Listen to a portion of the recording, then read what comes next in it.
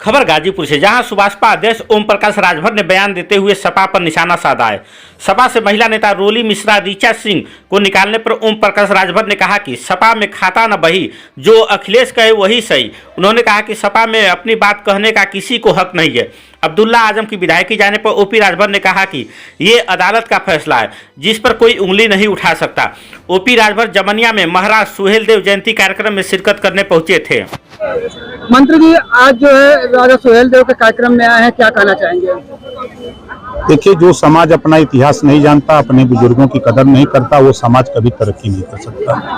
आप लंबे समय थे, आप देख रहे हैं कि 20 साल हो गया मुझे महाराजा सुहेलदेव जी के इतिहास को उजागर करते करते आज देश के प्रधानमंत्री, देश की राष्ट्रपति से लेकर के सारे लोगों के दिमाग में, देश की 140 करोड़ आबादी में भी महाराजा सुहेलदेव जी की आवाज, चाहे वो बिहार हो, चाहे आपका बंगाल हो, चाहे महाराष्ट्र हो, पूरे देश में आवाज गूंजने लगी।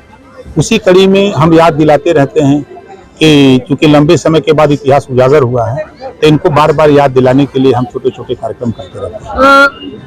ओम प्रकाश जी, अभी समाजवादी पार्टी की बात करें तो वहाँ से महिलाओं को जो है रोली मिश्रा और ऋचा सिंह को जो है बाहर का रास्ता दिखलाया गया है, इसको आप किस नजरिए से देखते हैं? देखिए, खाता न बही, जवान अखिलेश जी कहें वह सही।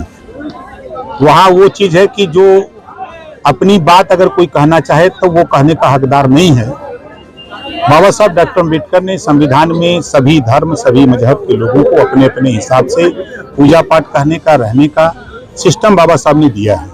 तो पार्टी में हर जाति धर्म के लोग हैं, तो आप किसी के ऊपर पाबंदी लगा करके ये संदेश दे रहे हैं कि हम जो चाहेंगे वही होगा, तो ये तो अन्याय है। क्या लगता है समाजवादी पार्टी 85-15 के रास्ते चल रही है? क्या समाजवादी पार्टी में जो और ब्राह्मण राजपूत भूमिहार हैं उनको इस बात का ज्ञान नहीं हो रहा है कि हम कहाँ हैं, 85 वाली गोल में है कि 15 वाली गोल में है? नेताजी मानस के मुद्दे पर सपा को सनातन विरोधी साबित करने की कोशिश हो रही है, इस बात में कितनी सच्चाई लग रही है? कोई सच्चाई नहीं है। देखिए, सत्ता के बेदखल होने से ये बौखलाहट है। जो सत्ता से बेदखल हुए लोग हैं वो ना तो संविधान को मानते हैं, न बाबा साहब डॉक्टर अम्बेडकर को मानते हैं। लेते हैं संविधान की शपथ और बाबा साहब का नाम तो लेते हैं, गले में माला, विचारों पे ताला। और बात किया जाए साधु संतों की, तब उनकी गला काटने और जीभ काटने तक की बात आ गई है। देखिए, अलग अलग विचार के लोग हैं धरती पर। अब सब लोग स्वतंत्र हैं, संविधान इसी बात की इजाजत दे रहा है कि सब लोग स्वतंत्र हो। नेताजी, गाजीपुर की बात किया जाए तो आपके साथी हैं अनिल राजभर, उन्होंने जिला पंचायत को लेकर एक पत्र जारी किया था कि जिला पंचायत में हुए टेंडरों की जांच किया जाए, और कुछ दिन बाद उसी अपने पत्र को वो कह रहे कि ये हमारा फर्जी पत्र है। अब जो जिला पंचायत सदस्य ये कह रहे हैं कि पहले तो इस पत्र की जांच हो, अगर ये कह रहे हैं कि फर्जी है तो फर्जी कैसे हुआ इसकी भी जांच हो, इसको आप किस नजरिए से क्या कहेंगे? अब जांच के लिए अगर वो लोग कर रहे हैं तो जांच का विषय, जांच में कौन दोषी है कौन सही है तो उजागर जांच के बाद ही ना होगा। क्योंकि जो मंत्री का लेटर है तो कहीं ना कहीं सरकारी संपत्ति है, तो सरकारी संपत्ति आखिर कैसे इस तरह इनलीगल हाथों में चला गया कि वो फर्जी लेटर जारी हो गया? अब इसका जवाब तो वही दे सकते हैं, हम तो दे नहीं सकते। उनसे पूछे कि ऐसा क्यों करते हैं, किसके दबाव में करते हैं? अब्दुल्ला आजम का पहले विधायकी गया, उसके पहले आजम खान तक विधायकी गई, अब्दुल्ला की गई, अब उनका वोट डालने का बेधिकार चला गया। देखिए, वो अदालत का फैसला है। अदालत में, अदालत के फैसले पर कोई उंगली नहीं उठा सकता। अदालत जो चीज अपना देखा, सुना, अपना फैसला दिए, तो जो फैसला है उसको सभी लोग मानते भी हैं, मानना पड़ेगा। एक और सवाल, नेहा राठौर जी को आप जानते होंगे, जिन्होंने यूपी चुनाव के समय बहुत सारे गीत गाए, और उन्होंने एक बार फिर से जो है कि यूपी में काबा का फिर गाना गाया है, जिसको लेकर मौजूदा सरकार को घेरने का भी काम किया है। उनकी गीत को देखते हुए क्या कहेंगे? देखिए, सभी लोग स्वतंत्र हैं अपनी बात कहने का।